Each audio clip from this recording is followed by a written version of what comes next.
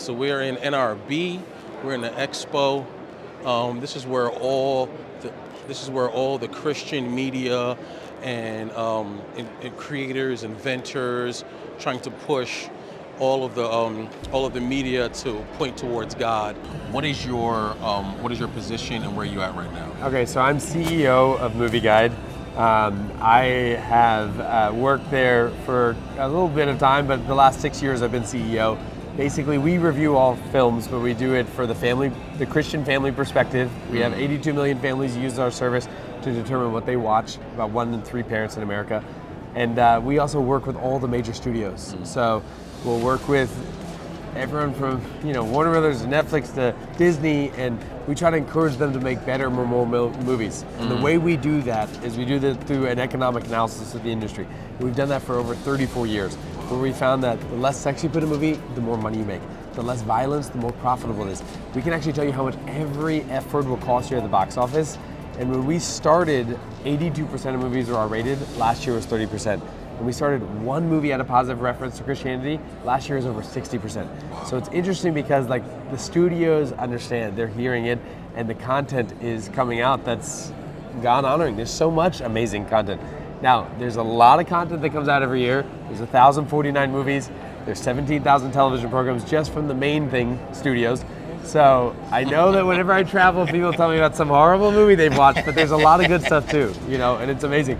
And it's just amazing to see people, we work at the highest levels in Hollywood, and just to see God moving there and people interested in it and in talking with them on all this sort of stuff. So, what was your initial moment that it was like, this is something I want to be invested in, something that I want to do, as far as what the mission that you guys have?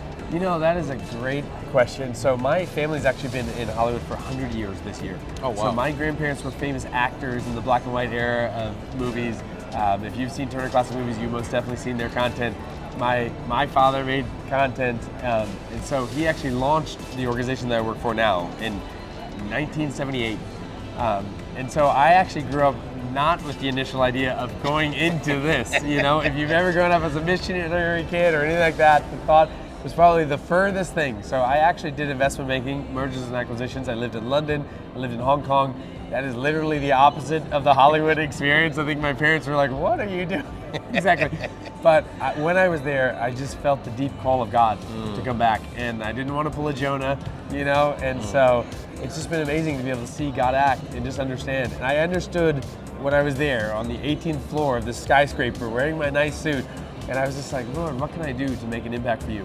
And I felt at that moment, that for me, the call was entertainment, because it's such a powerful medium to shape the world, and God has given me this heritage where I am like a native missionary in it. We've grown up with these people, we've walked life with these people, we've been to the birthday parties with these people, and so it's like we get to speak relationally with them. The thing that always breaks my heart whenever I go meet with different Christians is how often they look at Hollywood as the other. Wherever they say oh, these people are evil, or these people hate us, or whatever. It's like, I've been in so many of those rooms. They do not, they do not hate us. They just don't know us. And I remember I was at this major studio, I'm not gonna name the names, but you would know it. And I was with an executive there, and she said, hey, Robby, I have a personal question for you. Would you be willing to close the door? And I was like, oh, great. She's gonna say something tough or whatever. And she was like, I've always wanted to know what Christianity was, but been afraid to ask. And you think wow, this is one of the major corporations in the world, billions of dollars. This person is an executive in their mid-50s, at a top place. She never heard the gospel of Jesus Christ. And I just think that so often we think of it as oh, these people, but it's she didn't know. She goes to church now, it changed her life just to have that experience of having someone just talk with her about Jesus Christ.